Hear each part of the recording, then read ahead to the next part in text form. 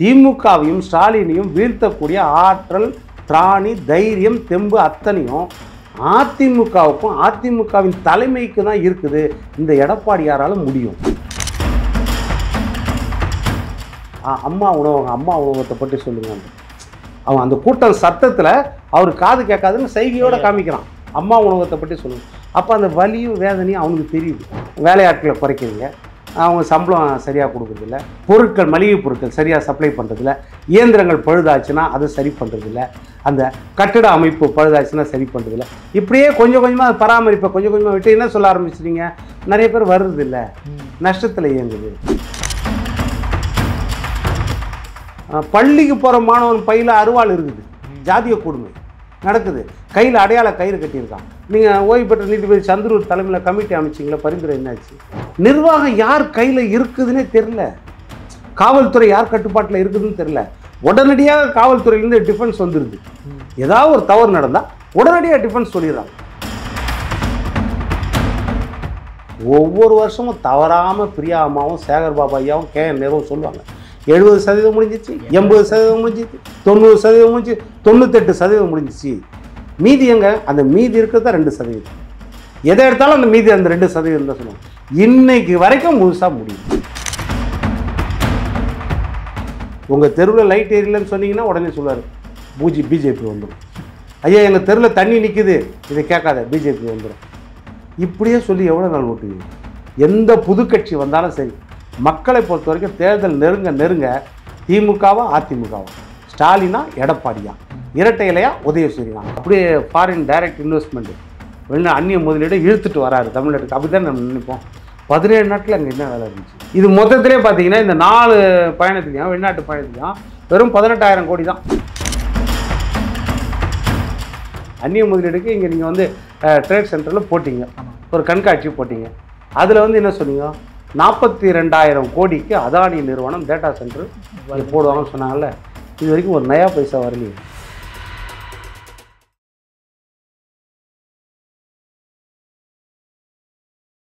இளைய பாரத நேயர்களுக்கு வணக்கம். இன்றைக்கி நம்ம நேர்காணலில் நம்ம சிறப்பு விருந்தினர் அரசியல் விமர்சகரான பொன் வில்சன் சார் அவர்கள் தான். சார் வணக்கம் சார். வணக்கம் சார். அதாவது எடப்பாடி பழனிசாமி அவர்கள் வந்து இப்போ மிகப்பெரிய எழுச்சி பயணம் போயிட்டுருக்காரு.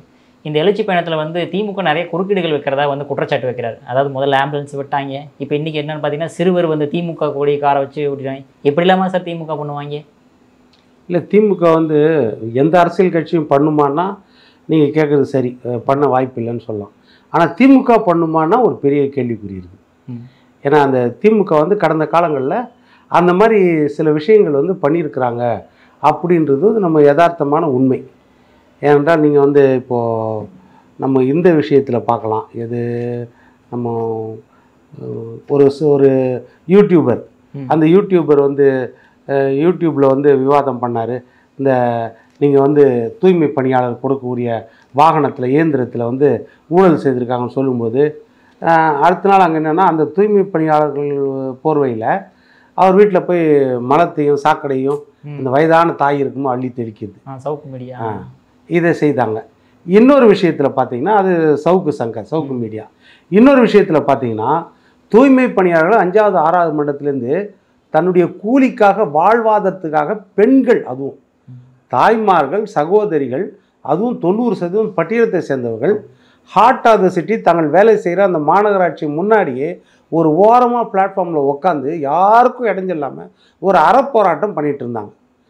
13 நாள் பண்ணிகிட்டு இருந்தாங்க. 13வது நாள் நீதிமன்றத்தில் ஒருத்தரை வச்சு வழக்கு தொடுக்க வச்சு அவர் அந்த கட்சி திமுக காரன்றது அடையாளத்தையும் அவர் காட்டாமல் வழக்கு தொடுக்க வச்சு என்னமோ அவர் வந்து சமூக போராளி மாதிரி, சமூகத்துக்கு நல்லது செய்கிற மாதிரி அவர் நடந்து போகும்போது அந்த ரோடு வந்து ரொம்ப குறுகலான ரோடு மாதிரி, எது நம்ம சென்ட்ரல்லேருந்து வர ரோடு, அந்த ரோடு வழியாக நடக்கும்போது எனக்கு தடங்களாக இருக்குது அப்படின்னு சொல்லி ஒரு தீர்ப்பை வாங்கின பிறகு இரவோடு இரவாக அடித்து விரட்டப்பட்டார்.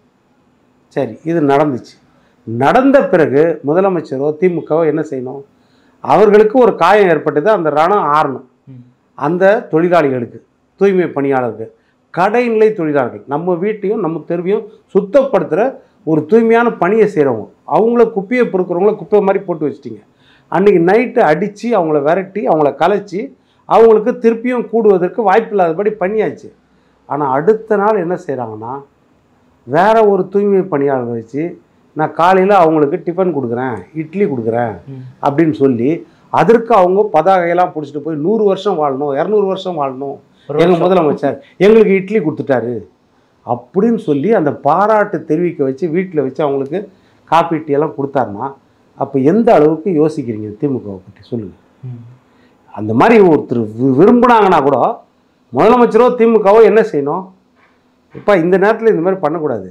ஏன்னா இப்போ தான் நம்ம வந்து ஒருத்தருக்கு காயம் ஏற்படுத்திக்கிறோம். அது நல்லதோ கெட்டதோ அவங்க ரணம் ஆறணும், கொஞ்சம் வெயிட் பண்ணுங்கள் அப்படின்றத விட்டு ஏற்கனவே ஜெயலலிதாமா ₹1 ஒரு இட்லி போடுறாங்க. அந்த மக்கள் வந்து அந்த இட்லிக்காக ஒன்றும் வேலை செய்யலை. அவங்க குடும்ப வாழ்வாதாரத்துக்காக தான் வேலை செய்கிறாங்க. அது ₹3 3 இட்லி போய் அம்மா உணவகத்தில் சாப்பிட்டு வந்துட முடியும் அவங்களால. இந்த ₹3 இட்லி ₹3 கொடுத்தன்றதுக்காக அவருக்கு பாராட்டு தெரிவித்து போவாங்களா? அப்போது எதை டேலி பண்ணுறதுக்கு எதை பண்ணாங்க? அப்போ இந்த மாதிரி பண்ணக்கூடியவர்கள் அப்படின்ற உதாரணம் முன்னுதாரணம் இருக்குது. அதனால தான் என்னென்னா ஆம்புலன்ஸ் வந்து முதல் நாள் மேட்டுப்பாளையத்தில் கவுண்டம்பாளையத்தில் ஜூலை 7ஆம் தேதி பிரச்சாரத்துக்கு தொடங்கினார். யார்? எதிர்க்கட்சி தலைவர் எடப்பாடி பழனிசாமி ஐயா. அன்றைக்கும் வாகனத்தில் அன்றைக்கும் ஆம்புலன்ஸ் வந்துச்சு. வழி விடுங்கப்பா வழி விடுங்கப்பா வழி விடுங்கப்பா தான் சொன்னார். 44 நாள் அவரோட பிரச்சாரத்தில் 40 முறை ஆம்புலன்ஸ் அந்த வழியாக வந்துச்சு. எல்லாமே அரசு ஆம்புலன்ஸ், தனியார் ஆம்புலன்ஸ் இல்லை. அரசு ஆம்புலன்ஸ் எப்படி ஏற்கனவே முன்னறிவிப்போட பர்மிஷன் வாங்கி கூடப்படுகின்ற அந்த கூட்டத்தில் ஒரு சந்தையில் மாற்று வழி இல்லாமல் அந்த வழியாக தான் ஆம்புலன்ஸு அந்த ஆயிரக்கணக்கான லட்சக்கணக்கான மக்கள் நிற்கிற கூட்டத்துக்குள்ளே வருமா? இது யதார்த்தமாக நம்ம யோசிக்க மாட்டோமா? இது வரக்கூடிய வாய்ப்பு இருக்கிறதா? அப்போது ஏன்னா ஆல்டர்னேட்டிவ் ரூட் இருந்தால் தான் நீங்கள் பர்மிஷனே கொடுப்பீங்க ஒரு இடத்துல. அதுவும் அதிமுக போன்ற பிரம்மாண்ட கட்சிக்கு இடம் கொடுக்குறீங்கன்னா மிகப்பெரிய கூட்டம் இருக்கும்னு தெரியும். அந்த ஆல்டர்னேட்டிவ் ரூட் இருந்தால் தான் கொடுப்பீங்க, இல்லை பர்மிஷன் கொடுக்காது போலீஸ். அப்போ கொடுத்த அந்த வழியாக அந்த ஆம்புலன்ஸ் வரும்னா சுற்றி 5 கிலோமீட்டர் இருந்தாலும் இது 1 கிலோமீட்டர் இருந்தாலும் அந்த 5 கிலோமீட்டர் சுற்றி போகிறதுக்கு அரை மணி நேரம் ஆகும். இந்த 1 கிலோமீட்டர் ஊர்வலத்துக்குள்ளே போனால் 1.5 மணி நேரம் ஆகும். ஆமாம். எதை ப்ரிஃபர் பண்ணுவாங்க? இது எளிமையாக நம்மளுக்கு தெரிஞ்ச விஷயம்தான். ஆம்புலன்ஸ்குள்ளே யார் இருந்தால், டாக்டர் இருந்தாரா, செவிலியர் இருந்தாரா, மருத்துவ பணியாளர் இருந்தாரா, இல்லை ஸ்ட்ரெச்சர் பாய்ஸ் இருந்தாங்களா தூக்கிட்டு போ, இதெல்லாம் வந்து நம்ம வந்து ஆராய்ச்சி பண்ண வேண்டியதில்லை. யதார்த்தமாக இதை யோசிக்கலாம். சரி, போன ஆம்புலன்ஸில் எத்தனை ஆம்புலன்ஸ் நோயாளியை பிக்கப் பண்ணிட்டோ இல்லை நோயாளியை ட்ராப் திருப்பி அந்த ரூட்லேயே வந்துச்சு? அப்போ அந்த வழியாக போனால் அந்த வழியாக தானே வரணும். ஏன் ஒரு ஆம்புலன்ஸ் கூட அந்த வழியாக திரும்பி வரல? அப்போ இது யோசனைக்கு எழுதுது இல்லையா? இதுதான் இந்த ஆட்சியில் வந்து ஒரு அவல நிலை, ஒரு சந்தேகத்துக்கு இடமான நிலை அப்படின்றது நம்ம தெளிவாக நம்மளுக்கு தெரியுது. அதுதான். Okay sir. சார், இப்போ இந்த எழுச்சி பயணத்தினால வந்து திமுக வந்து ரொம்ப அரண்டு போயிருக்காங்க, மிரண்டு போயிருக்குன்ற மாதிரி சொல்கிறாரு சார். ஆனால் அந்தளவுக்கு பார்க்குற மாதிரி தெரியலையே சார். ஆனால் திமுக அரண்டு போயிருக்குதோ மிரண்டு போயிருக்குதோ, பத்திரிகையாளர், ஊடகவியாளர்கள், நம்மளை போல பார்வையாளர்கள், அரசியல் நோக்கர்கள் எல்லாமே ஆச்சரியத்தோடு பார்க்குறோம். ஏன்னா நம்மளே எதிர்பார்க்கல. அதாவது ஒரு மாநாடுக்கு வந்து கூட்டம் வரும். மாநாடுக்கு வந்து திமுகனாலும் அதிமுகனாலும் சரி, பெரிய கட்சிகளுக்கு கூட்டம் வரும். சிறிய கட்சிகளாக இருந்தாலும் சரி, அது கூட்டப்படுகிற கூட்டமாக இருக்கும். ஓரளவு கூட்டிடலாம். செல்வாக்கோட பொருளாதாரத்தோடு இருந்தால் ஓரளவு கூட்டத்தை கூட்டிட முடியும். எழுச்சியான கூட்டம்னு நம்ம காமிச்சிட முடியும். தலைவர் செல்வாக்கோடு இருந்தாலும் சரி, அந்த மாதிரி கூட்டிட முடியும். அப்படி இல்லை பொதுக்கூட்டங்கள்னா கூட கூட்ட முடியும். ஏன்னா மாவட்ட செயலர்கள்லாம் வந்து இப்போ மாநாடுனா 1000 வண்டி 2000 வண்டி எடுத்துகிட்டு வந்துடுவாங்க எல்லா ஊர்லேருந்தும். பொதுக்கூட்டம்னா சுற்றி இருக்கிறதுலேருந்து ஒரு 50-100 வண்டியை கொண்டு வந்துடுவாங்க. ஓரளவு கூட்டம். ஆனால் இவர் தொடர்ச்சியாக இன்றைக்கி 43ஆவது நாள், 42 நாட்களில் 125 சட்டமன்ற தொகுதிகளுக்கு ஒவ்வொரு நாளும் ஒவ்வொரு தொகுதியிலையும் கிட்டத்தட்ட 2-3 தொகுதி ஒரு நாளைக்கு அத்தனையும் போய் நின்று பேசுகிறாரு. எல்லா இடத்துலையும் ஆயிரக்கணக்கான லட்சக்கணக்கான மக்கள் கூடுறாங்க. இது எப்படி சாத்தியம்? இப்போ இன்றைக்கி எழும்பூரில் பேசுகிறாரு, நாளைக்கு பார்த்தா ஒரு அரை மணி நேரத்தில் தண்டையார்பேட்டில் பேசுகிறாரு, இன்னொரு அரை மணி நேரத்தில் பார்த்தீங்கன்னா அண்ணா நகரில் பேசுகிறார், அடுத்த நாள் பார்த்தீங்கன்னா சேக்கப்பாக்கில் பேசுகிறார், ஒரு அரை மணி நேரம் கழிச்சு பார்த்தா வேளச்சேரியில் பேசுகிறார். ஒவ்வொரு இடத்துலையும் எப்படி ஆயிரக்கணக்கான ஜனம் கூடும். நீங்கள் என்ன தான் கூட்டு வந்தாலும் கூட்டு வர கூட்டம் அந்த இடத்துல மாறி மாறி கூட்டி வைக்க முடியுமா? அப்போ திருவிழா மாதிரி கூட்டுறாங்கன்னா எதையோ எதிர்பார்க்குறாங்க எடப்பாடி பழனிசாமி கிட்ட. 2 விஷயம்தான். முதல் விஷயம் என்னென்னா, அவர் முதல் நாள் கூட்டின கூட்டத்திலேருந்து என்ன சொல்ல வரும்னா, அந்த சட்டமன்ற தொகுதியின் பிரச்சனைகளை ஒரு ஆளுமை மிக்க தலைவராக நல்ல புரிந்துணர்வோடு ஆழமாக அகலமாக பேசுகிறார். ஒவ்வொரு சட்டமன்றத்தை பற்றியும் அவர் தரவாக வச்சுருக்காரு. அவர் என்ன சொல்கிறாருன்னா, உங்கள் தொகுதியில் இன்றைக்கி அத்திக்கடவு அவினாசிலேருந்து தொடங்கி இன்றைக்கி வரைக்கும் கட்டட தொழிலாளர்களுக்கு, அதேமாதிரி மாற்றுத்திறனாளிகளுக்கு, மீனவர்களுக்கு, மாணவர்களுக்கு எல்லாருக்கும் என்ன செய்திருக்கிறேன் அப்படின்னு கடந்த 2017 2021 வரைக்கும் என் ஆட்சியில் உங்களுக்கெல்லாம் என்ன செய்தேன், இந்த பகுதியில் இந்த இடத்துல 4 வழி சாலை அமைச்சு கொடுத்தேன், இந்த இடத்துல மேம்பாலம் கட்டி கொடுத்தேன், இந்த இடத்துல குடிமராமத்து பணிகள் செய்து உங்களுடைய வாழை பயிர்களுக்கு நான் வாழ்வு கொடுத்தேன், உங்களுடைய தோட்டக்கலை பயிர்களுக்கு வாழ்வு கொடுத்தேன், உங்களுடைய வெற்றிலை பயிர்களுக்கு வாழ்வு கொடுத்தேன். நேற்று மதுரை மேலூரில் பேசுகிறாரு, உங்களுடைய மல்லிகை பூக்கள், மதுரையில் மல்லிகை பூக்கள் விலை குறைஞ்சிது அப்படின்னா நாளைக்கு நான் ஆட்சிக்கு வந்தால் சென்ட்டு தயாரிக்கிற தொழிற்சாலை இங்கே ஆரம்பித்து கொடுப்பேன் உங்களுக்கு அப்படின்னு சொல்கிறாருல்ல. அப்போ என்ன சொல்கிறாருன்னா, கடந்த 4 வருஷமாக நான் என்னென்ன உங்களுக்கு செய்தேன், இப்போ 2021லேருந்து 2025 வரைக்கும் கிட்டத்தட்ட 4.5 வருஷத்தில் திமுக எதெல்லாம் உங்களுக்கு செய்யலை, எந்த விதத்திலாம் உங்களுக்கு துரோகம் பண்ணியிருக்காங்க, எந்த விதத்தில் உங்களை நம்ப வச்சு ஏமாற்றிருக்காங்க வாக்குறுதி கொடுத்து, இதையெல்லாம் சொல்லிவிட்டு 3வது கட்டத்தில் என்ன சொல்கிறாருன்னா, மறுபடியும் நான் ஆட்சிக்கு வந்தால் இதெல்லாம் உங்களுக்கு செய்வேன். இவ்வளவு தெளிவாக பேசினோன்னே பக்கத்து தொகுதியில் இருக்கிறவன் யோசிக்கிறான், மக்கள் இப்போ இவ்வளோ அழகாக பேசுகிறாரு, எளிமையான நடையோட மக்கள் புரிஞ்சுக்கிற மாதிரி யதார்த்தத்தோட, நம்மள ஒருத்தர் விவசாயியாக இருந்து வந்தவர், ஒரு கடக செயலாளராக இருந்து உச்ச பதவிக்கு வந்தவர் பேசுகிறாரு, ஆஹா இவரை நம்ம கோட்டை விட்டோம், இவருக்கு தான் நம்ம ஓட்டு போட்டிருக்கணும், நம்ம இவரை நம்பாமல் இன்னொருத்தருக்கு ஓட்டு போட்டோம், அது ஏமாந்து போயிட்டோம், அப்போ அவர் நம்மளுக்கு என்னென்ன செய்வேன்னு சொல்கிறாரு. திமுகவையும் ஸ்டாலினையும் வீழ்த்தக்கூடிய ஆற்றல், திராணி, தைரியம், தெம்பு அத்தனையும் அதிமுகவுக்கும் அதிமுகவின் தலைமைக்கு தான் இருக்குது. இந்த எடப்பாடியாரால் முடியும். அதனால் மக்கள் ஒரு எதிர்பார்ப்போடு நின்று கேட்குறாங்க. அந்த கேட்கும்போது இவரும் அதற்கு பதில் சொல்கிறாரு. ஒவ்வொருத்தரும் சொல்லும்போது நெசவாளர்கள் சொல்கிறாங்க, கைத்தறி நெசவாளர்கள் சொல்கிறாங்க, ஐயா எங்களுக்கு வியாபாரம் கொரோனாக்கு அப்புறம் படுத்து போச்சு, எங்களுக்கு நிறைய கடனில் இருக்கிறோம், கிட்டத்தட்ட 50,000 நெசவு இயந்திரங்கள்லாம் இன்றைக்கி மூடி போட்டுச்சு, அவ்வளோதான், அதெல்லாம் ஸ்கிராப் கிடைக்க வந்துச்சு. அப்போ அவர் என்ன சொல்கிறாரு, சரி உங்களுக்கு நான் என்னால் முடிஞ்சது செய்ய நான் முயற்சி பண்ணுவேன், உங்களுக்கு என்ன செய்யணும்னா நான் வட்டியில் மானியம் உங்களுக்கு வாங்கி கொடுப்பேன், அடுத்தது என்ன செய்வேன், உங்களுக்காக தனி வங்கி நான் துவக்கி கொடுப்பேன், அடுத்தது நீங்கள் செய்கிற சேலைகள், பட்டு சேலைகள், தீபாவளிக்கு நான் அனைத்து பெண்களுக்கும் ரேஷனில் தீபாவளிக்கு புடவை கொடுப்பேன். ஸ்பாட்டில் அதுக்குரிய தீர்வை சொல்கிறாரு. அதுதான் முக்கியம். அதுபோல் சொல்லும்பொழுது மக்கள் எல்லாம் அவர் பக்கம் நிற்கிறாங்க. திமுக இதை பார்க்குது, இவ்வளோ பெரியும் அவருக்கு ரிப்போர்ட் கொடுக்கும். ஐயா எதிர்பார்க்காத அளவு கூட்டம் வருது. அந்த கூட்டம் அந்த முகத்தை பார்க்கும்போதே தெரியுது அது அகத்தில் என்ன இருக்குது அப்படின்னு. ஏதோ ஒரு எதிர்பார்ப்பு அவர்கிட்ட செய்கிறாங்க. அதில் தான் ஒரு தொண்டனும் சொல்கிறான், அம்மா உணவகத்தை பற்றி சொல்லுங்கன்ற. அவன் அந்த கூட்டம் சத்தத்தில் அவர் காது கேட்காதுன்னு சைகையோடு காமிக்கிறான், அம்மா உணவகத்தை பற்றி சொல்லுங்க. அப்போ அந்த வலியும் வேதனையும் அவனுக்கு தெரியுது. அம்மா உணவகத்தில் ஒன்றும் இல்லை, இப்போ விக்ரம் நீங்கள் இந்த தேர் முனையில் நின்றுக்கோங்க, இந்த சாப்பாடு டைம் ஒரு 12-12:30 மணிக்கு நின்று பாருங்கள், ஒரு 20-30 பேர். இன்றைக்கி நான் சொல்ல, ஜெயலலிதா காலத்தில், எடப்பாடியார் காலத்தில் ஒரு 30 பேர் அரை மணி நேரத்தில் உங்கள்கிட்ட கேட்பான், இங்கே அம்மா உணவகம் எங்கே இருக்குது.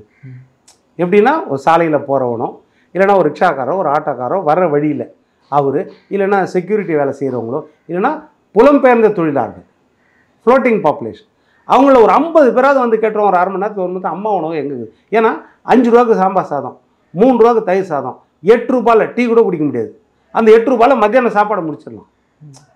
அந்த மாதிரி அது வரப்பிரசாதமாக அது ஒரு அட்சய பாத்திரம் மாதிரி இருந்துச்சு அந்த மாதிரி செய்தது. அப்போது அதை நீங்கள் என்னென்னா கொஞ்சம் கொஞ்சமாக ஸ்லோ பாய்சன் மாதிரி அதை என்ன செய்கிறீங்க, கொஞ்சம் கொஞ்சமாக அதோட வீரியத்தை குறைச்சிட்டே வரீங்க. அதோட இம்பார்ட்டன்ஸை என்ன செய்கிறீங்க, வேலையாட்களை குறைக்கிறீங்க, அவங்க சம்பளம் சரியாக கொடுக்குறதில்ல, பொருட்கள், மளிகை பொருட்கள் சரியாக சப்ளை பண்ணுறதில்ல, இயந்திரங்கள் பழுதாச்சுன்னா அதை சரி பண்ணுறதில்ல, அந்த கட்டிட அமைப்பு பழுதாச்சுன்னா சரி பண்ணுறதில்ல. இப்படியே கொஞ்சம் கொஞ்சமாக பராமரிப்பை கொஞ்சம் கொஞ்சமாக விட்டு என்ன சொல்ல ஆரம்பிச்சிட்டீங்க, நிறைய பேர் வர்றதில்ல, நஷ்டத்தில் இயங்குது. அப்போது இந்த வழியை பின்பற்றி ஒரு வரப்பிரசாதத்தை நீங்கள் மூடணும்னு பார்க்குறீங்கன்னா அதை மக்கள் ஏற்றுக்குவாங்களா? அதை ஏற்றுக்க மாட்டாங்க. காமராஜர் மத்திய உணவு கொண்டு வந்தார், எம்ஜிஆர் என்ன செய்தார், அந்த காங்கிரஸ் ஆட்சியில் இல்லை, எம்ஜிஆர் அதை விரிவாக்கம் செய்து சத்துணவாக மாற்றி எந்த அளவுக்கு அதை விரிவாக்கம் செய்து வரவேற்பு கொடுத்தார். அப்போ அது போல் ஒரு நல்ல திட்டம்னா அதை நீங்கள் விரிவாக்கம் செய்து நல்லதாக செய்யணும் இல்லையா, அதை கொஞ்சம் கொஞ்சமாக மூடுற வேலையை பார்க்கக்கூடாது. இதை மக்கள் விரும்பவில்லை. ஆனால் தான் திமுகவை தோற்கடிக்கணும்னு நினைக்கிறாங்க. ஒரு பக்கம் பார்த்திங்கன்னா தேர்தல் வாக்குறுதி எல்லாமே போயிடுச்சு. அதாவது எல்லா செக்டார் ஆஃப் பீப்புள்ஸ், நீங்கள் அரசு ஊழியர்கள், ஆசிரியர்கள், மருத்துவர்கள், செவிலியர்கள், மீனவர்கள், உப்பள தொழிலாளர்கள், கட்டட தொழிலாளர்கள், நெசவாளர்கள், எம்எஸ்எம்இ செக்டார்ஸ், அதாவது சிறு குறு தொழிற்சாலைகள், அப்புறம் சிறுபான்மை மக்கள், இவங்களுக்கெல்லாம் நீங்கள் ஒவ்வொரு தடையும் ஒவ்வொரு வாக்குறுதி கொடுத்தீங்க. இந்த வாக்குறுதி எதையுமே நிறைவேற்றலை, நீங்கள் நிறைவேற்றலை. அப்படி இருக்கும்போது விவசாய கடன் தள்ளுபடி பண்ணுவோம் சொன்னீங்க, இது எதுவுமே நிறைவேற்றலை. அந்த மக்கள் அதிருப்தியில் இருக்காங்க. சரி, இதை தாண்டி நடுநிலையாளர்கள், பொதுவாளர்கள், பார்வையாளர்கள் இன்றைக்கி ஒரு கட்சிக்கு போடுவாங்க, நாளைக்கு இன்னொரு கட்சிக்கு போடுவாங்க. அந்த மக்கள் என்ன செய்கிறாங்கன்னா, ஐயா எடப்பாடியார் காலத்தில் என் வீட்டு பொம்பளை பசங்க நிம்மதியாக வெளியே போட்டால் நிம்மதியாக வந்துச்சு. இன்றைக்கி அந்த பாதுகாப்பு இல்லை. பொம்பளை பிள்ளைங்களுக்கு, பெண்களுக்கு பாதுகாப்பு இல்லை. இன்னொரு பக்கம் பார்த்திங்கன்னா ஸ்கூலுக்கு அனுப்புனா அந்த பொம்பளை பிள்ளைங்களுக்கு பாலியல் தொல்லை. இது ஒரு பக்கம். சரி, மாணவர்கள் ஆண் பிள்ளைங்க அனுப்புனா பள்ளிக்கு போகிற மாணவன் பையில் அருவாள் இருக்குது. ஜாதிய கொடுமை நடக்குது. கையில் அடையாள கயிறு கட்டியிருக்கான். நீங்கள் ஓய்வு பெற்ற நீதிபதி சந்திரூர் தலைமையில் கமிட்டி அமைச்சிங்களா, பரிந்துரை என்னாச்சு? இன்றைக்கு வரைக்கும் அந்த பரிந்துரை என்னாச்சு? இன்றைக்கு வரைக்கும் அதோட இம்ப்ளிமெண்டேஷன் என்னாச்சு? ஒன்றும் தெரியல. ஒரு பக்கம் பார்த்திங்கன்னா சட்டம் ஒழுங்கு, போதை கலாச்சாரம், எங்கே பார்த்தாலும் போதை கலாச்சாரம் இருக்குது. இதுக்கப்புறம் பார்த்திங்கன்னா கிராமத்தில் இருக்கிறாங்க, தன்னுடைய வயல்வெளியில் பிள்ளைங்கள்லாம் வந்து வெளிநாட்டுக்கு போயிருப்பாங்க, இல்லைன்னா சிட்டிக்கு வேலைக்கு வந்திருப்பாங்க. அவங்க அந்த கிராமத்துலேயே அந்த நெல் வயல்லே இருப்பாங்க. அதுக்குள்ளே ஒரு வீடு கட்டிட்டு உட்காந்துருப்பாங்க பெற்றோர், வயதான பெற்றோர். அங்கே வந்து தேடி வந்து அடித்து அவங்கள கொலை பண்ணிவிட்டு அங்கேருந்து நகையை பிடிங்கிட்டு போயிடும். பாதுகாப்பற்ற தன்மை. இப்போ இதெல்லாம் ஏகப்பட்ட இது இருக்குது. இதுக்கு மேலே ஊழல்கள், டாஸ்மாகில் எடுத்துக்கிட்டாலும் சரி, கனிம வள கொள்ளை இருந்தாலும் சரி, மலை மொத்தத்தையும் பெயர்த்து எடுத்துடுறாங்க. அதே மாதிரி மணல் மொத்தத்தையும் பெயர்த்து எடுத்துகிட்டு போயிடுறாங்க. எங்கேயோ வெளி மாநிலத்துக்கு போகுது. இதுக்கெல்லாம் கட்டுப்பாடற்ற தன்மையில் இருக்குது. உச்ச நீதிமன்றத்தில் போய் இதுக்கெல்லாம் ஸ்டே வாங்கி வந்துடுறாங்க. ஏதாவது ஒன்று சொல்லி நடக்குதா இல்லையா? அப்போ இது எதுவுமே வந்து நிர்வாகம் யார் கையில் இருக்குதுன்னே தெரில. காவல்துறை யார் கட்டுப்பாட்டில் இருக்குதுன்னு தெரில. உடனடியாக காவல்துறையிலேருந்து டிஃபென்ஸ் வந்துடுது. ஏதாவது ஒரு தவறு நடந்தால் உடனடியாக டிஃபென்ஸ் சொல்லிடுறாங்க. இப்போ இன்றைக்கி கூட எடுத்துக்கிட்டிங்கன்னா, இந்த நம்ம இதில் வந்து ஒரு காவால் ஒரு பெண் விழுந்துட்டாங்க. ஒரு பெண் விழுந்து நேற்று மரணம் இல்லை நடந்துச்சா இல்லையா?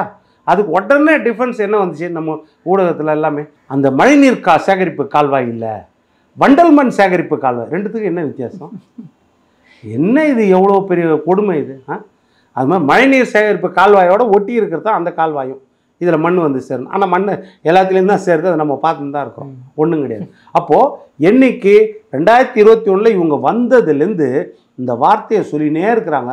ஐயா ஐஏஎஸ் திருப்புகழ் தலைமையில் ஒரு கமிட்டி அமைச்சு ஐஐடி நிபுணர்கள் எல்லாம் அதில் சேர்த்து அந்த குழு பரிந்துரைப்படி தான் 4500 கோடியில் வந்து மழைநீர் வடிகால்வாய் நீங்கள் அமைச்சிங்க. ஒவ்வொரு வருஷமும் தவறாமல் பிரியா அம்மாவும் சேகர் பாபா ஐயாவும் கேஎன் நேருவும் சொல்லுவாங்க, 70% முடிஞ்சிச்சு, 80% முடிஞ்சிச்சு, 90% முடிஞ்சு, 98% முடிஞ்சிச்சு. மீதி எங்கே? அந்த மீதி இருக்கிறதா 2%. எதை எடுத்தாலும் அந்த மீதி அந்த 2% தான் சொல்லுவாங்க. இன்னைக்கு வரைக்கும் முழுசாக முடியல. அப்போ இதுக்கு என்ன பதில் சொல்லுவீங்க? இதுக்கு உடனே சுப்பிரமணியன் சொல்லுவார், 20 சென்டிமீட்டருக்கு மழை பெய்தால் கூட தண்ணி தேங்காதுன்னு. ஆனால் 4 சென்டிமீட்டர் மேய்ஞ்சாலும் தேங்குது. அப்போ அது டோட்டல் ஃபெயிலியர். சரி, அது பாதுகாப்போடு செய்கிறீங்களா? அதையும் பாதுகாப்போடு செய்கிறது கிடையாது. இப்போ நீங்கள் ஈக்காடு தாங்கலையோ கேகே நகர்லையோ 2 வருஷத்துக்கு முன்னாடி ஒரு இது தொலைக்காட்சி நிருபர் காவலால் விழுந்து இறந்துட்டான் ஒரு வாலிப பையன், ஞாபகம் இருக்கா?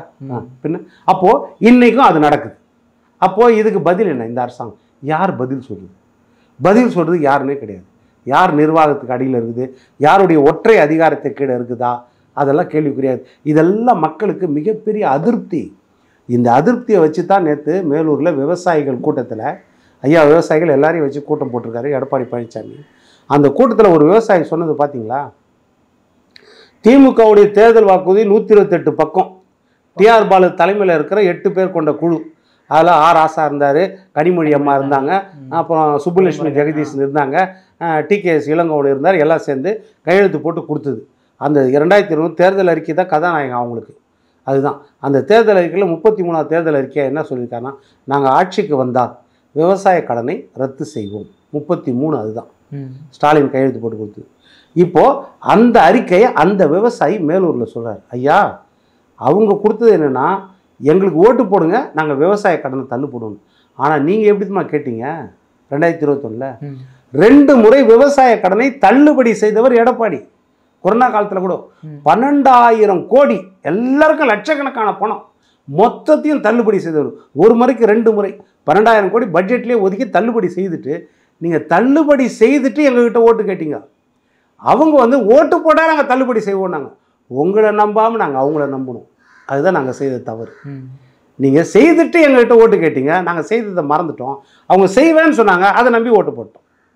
இன்றைக்கி வரைக்கும் செய்யலை. இதுதான் நாங்கள் செய்த தவறுன்றார். அப்போ அந்த தவறை திருத்திக் கொள்ளக்கூடிய இடத்துல வந்து மக்கள் இன்றைக்கி மாறிட்டாங்க. மக்களை பொறுத்த வரைக்கும் என்னென்னா, தமிழ்நாட்டு மக்கள் எப்போவுமே கூர்மையாக இருப்பாங்க. அவங்க வந்து ஒரு முடிவு எடுத்தாங்கன்னா அந்த முடிவில் கரெக்டாக இருப்பாங்க.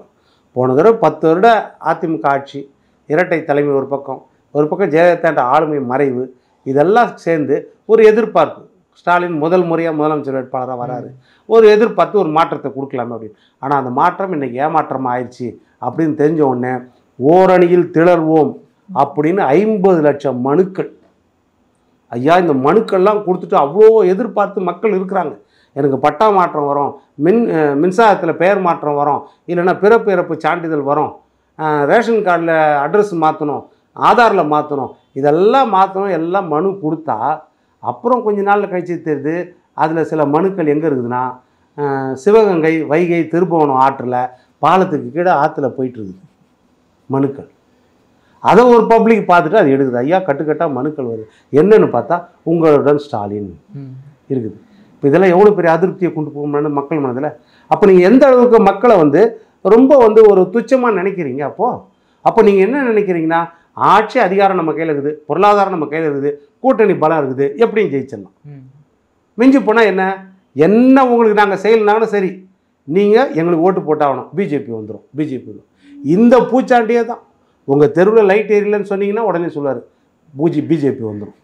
ஐயா, எங்கள் தெருவில் தண்ணி நிற்குது, இதை கேட்காத, பிஜேபி வந்துடும். இப்படியே சொல்லி எவ்வளோ நாள் ஓட்டுவீங்க? அதனால தான் மக்கள் இன்றைக்கி மாறிட்டாங்க. அதனால தான் என்னென்னா, மக்களை பொறுத்த வரைக்கும் இவர் அந்த ஒவ்வொரு தொகுதியிலையும் இவர் பண்ணுற பிரச்சாரங்கள் வந்து அந்த அளவுக்கு எழுச்சியோடு இருக்குது. ஒரு எளிமையான மனிதன். அதுதான் நான் யோசிப்பேன். ஜெயலலிதா அம்மா சட்டமன்றத்தில் சொன்னாங்க, அவங்க மறைய போகிறாங்கன்னு அவங்களுக்கு தெரியாது.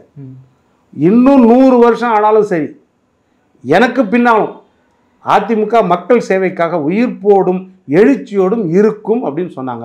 இன்றைக்கி பார்த்தீங்களா, இயற்கையாக வாரிசு அடையாளம் கிடையாது, அவங்க அப்பா எம்எல்ஏ கிடையாது, அவங்க அப்பா எம்பி கிடையாது, அவங்க அப்பா முதலமைச்சர் கிடையாது.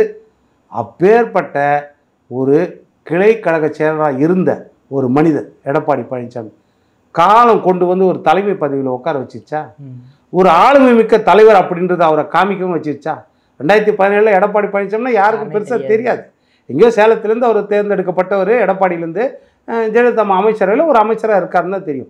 இப்பேற்பட்ட ஒரு ஆளுமை மிக்க தலைவராக அவர் இருப்பார்னு யோசி. சட்டமன்றத்தில் அவர் கேட்குற கேள்விக்கு பதில் சொல்ல முடியுதா? என்ன செய்கிறாங்க? மிஞ்சி போனால் அவருக்கு ஒரே ஒரு பதில், கேமராவை திருப்பிடுறாங்க, அவ்வளோதான், முடிஞ்சு போச்சு. கேமராவை திருப்பிட்டாலும் முடிஞ்சு போச்சு. இப்போ கல்யாண வீட்டில் சீப்பை ஒழிச்சு வச்சுட்டா எப்படி கல்யாணம் எப்படி நின்றுரும்னு நினைக்கிறாங்களோ அதுபோல் கேமரா ஒழிச்சு வச்சுறாங்க. 1.25 மணி நேரம் சட்டமன்றத்தில் எதிர்க்கட்சி தலைவர் விவாதத்தில் பேசுகிறார் தொடர்ந்து. அதற்கு பிறகு அவருடைய அதில் குறுக்கெல்லாம் 45 நிமிஷம் குறுக்க பேசினாங்க அமைச்சர்கள், எல்லாமே திமுக அமைச்சர்கள். எதிர்க்கட்சி தலைவர் 1.25 மணி நேரம் பேசினார், இடைவிடாமல் பேசினார். அப்பேற்பட்டது. அது முடிஞ்ச பிறகு அதோட காணொலியை வீடியோவை கேட்டாங்க சபாநாயகர்கிட்ட, அப்பாவுக்கிட்ட. ஐயா, அது வீடியோ மட்டும் கொடுங்க, ஏன்னா நீ அங்கே காட்டல, அட்லீஸ்ட் வீடியோவாக கொடுங்க அப்படின்னு சொன்னால் ஒரு வீடியோ கொடுத்தாங்க. 47 நிமிஷம் வீடியோ கொடுத்தாரு. சரி, 1.25 மணி நேரம் பேசணும், அட்லீஸ்ட் 3/4 மணி நேரம் வீடியோவாவது கொடுத்துட்டாங்களே அப்படின்னு போய் போட்டு பார்த்தா 45 நிமிஷம் வந்து ஆளுங்கட்சி அமைச்சருங்க பேசுறது, 2 நிமிஷம் மட்டும்தான் எடப்பாடி பேசுது அந்த வீடியோவில் இருக்கு. அதுக்கப்புறம் போய் கேட்டால் நான் தரேன் இன்றைக்கும் தராங்க, அவ்வளோதான். இந்த மாதிரி இந்த ஆட்சி ஜனநாயக ஆட்சி இருக்குது. ஏன் அப்படி பயப்படுறாங்கன்னு தெரில எதிர்கட்சியை பொறுத்து. ஏன்னா அது வந்து கலைஞர்லாம் இந்த மாதிரி பயப்படுவாரா? கலைஞர் கருணாநிதிலாம் எப்படி ஆளுங்கட்சி இதாக பேசுவார்? அப்போது நீங்கள் என்ன தான் செய்கிறீங்க? அப்போ இந்த அதிருப்தி எல்லாத்தையும் அறுவடை செய்யக்கூடிய இடத்துல புது கட்சியெல்லாம் எத்தனையோ வருது. எந்த புது கட்சி வந்தாலும் சரி, மக்களை பொறுத்த வரைக்கும் தேர்தல் நெருங்க திமுகவா அதிமுகவா, ஸ்டாலினா எடப்பாடியா, இரட்டை இலையா உதயசூரியனா, இதில் ஆப்ஷன் அவங்களுக்கு இரட்டை இலை அதிமுக எடப்பாடி. இதைத்தான் மக்கள் கொண்டு வருவாங்க. அந்த இடத்துல விஞ்சி நிற்கும் அதிமுக. நீங்கள் தேர்தல் நெருங்க பார்ப்பீங்க. ஏன்னா அதிமுக என்ற கப்பல், அந்த கப்பல் கேப்டன் எடப்பாடி. இந்த கப்பலில் எந்த கட்சியெல்லாம் ஏறுதோ, எந்த கூட்டணியெல்லாம் ஏறுதோ அவர்கள் கரை சேர்க்கப்படுவார்கள். மற்றவர்கள் வந்து அவ்வளோதான், அது கடலோடு அடித்து செல்லப்படுவார்கள் தான் சொல்ல முடியும். மற்றபடி வந்து ஏன்னா அதிமுக திமுக பொறுத்த வரைக்கும் கூட்டணின்றது மெகா கூட்டணி தான், அவங்க வைக்கிறதே மெகா கூட்டணி தான், அவ்வளோதான். அது ஆடட் அட்வான்டேஜ் தான், அது பிரைம் அட்வான்டேஜ் கிடையாது. கூட்டணின்றது ஒரு 10 ஆஸ்பெக்ட்ஸில் அது ஒரு ஆஸ்பெக்ட் தான். மற்றபடி ஏன்னா தனியாக நின்று 2014 ஜெயிச்சிருக்காங்க, 2016 ஜெயிச்சிருக்காங்க ஜெயலலிதா அம்மா அதிமுக. அதனால் அந்த இழந்த வாக்குகளாக இருந்தால் கூட அது மீண்டும் உடனே எழுச்சியாக வந்துடும் அப்படி தான் நான் நினைக்கிறேன். ஓகே சார், கடைசி ஒரே ஒரு கேள்வி சார். எடப்பாடி பழனிசாமி அவர்கள் சொல்கிறாரு, அதாவது ஸ்டாலின் அவர்கள் ஜெர்மனி லண்டன் போகிறதெல்லாம் வந்து தான் சொந்த காரியத்துக்காக போகிறாரு அப்படின்ற மாதிரி சொல்லியிருக்காரு சார். என்ன மாதிரி சொந்த காரியம் சார் அவருக்கு? இல்லை நிச்சயமாக 2022ன்னு நினைக்கிறேன். அப்போ வந்து 6 நாள் போனார் துபாய்க்கும் யூஏஇ, அப்புறம் யுனைடெட் அரப் எமிரேட்ஸுக்கு போனார் 6 நாள். அதற்கு பிறகு பார்த்தீங்கன்னா ஜப்பானுக்கு சிங்கப்பூருக்கு 9 நாள் போனார். அது 9 நாள் டூர். அதற்கு பிறகு ஸ்பெயினுக்கு போனார். ஸ்பெயினுக்கு போகும்போது அது வந்து 12 நாளும் என்னமோ எக்ஸ்டெண்ட் பண்ணிட்டார். அது முடிஞ்ச பிறகு யூஎஸ்க்கு போனார் 17 நாட்கள். 17 நாட்கள். அப்போது நம்ம என்ன யோசிப்போம், அப்பா 17 நாள் அமெரிக்காவில் போய் உட்காந்து இரவும் பகலும் நம்மளுக்காக அப்படியே ஃபாரின் டைரக்ட் இன்வெஸ்ட்மெண்ட்டு வெளிநாடு அந்நிய முதலீடு இழுத்துட்டு வராரு தமிழ்நாட்டுக்கு. அப்படி தான் நம்ம நினைப்போம். 17 நாட்கள் அங்கே என்ன வேலை இருந்துச்சு? இது மொத்தத்திலே பார்த்தீங்கன்னா இந்த 4 பயணத்துலையும் வெளிநாட்டு பயணத்துலையும் வெறும் 18,000 கோடி தான். 18,000 கோடி தான் வந்துருச்சா சார்? வரல. அந்த 18,000 கோடி தான் புரிந்துணர்வு ஒப்பந்தமே.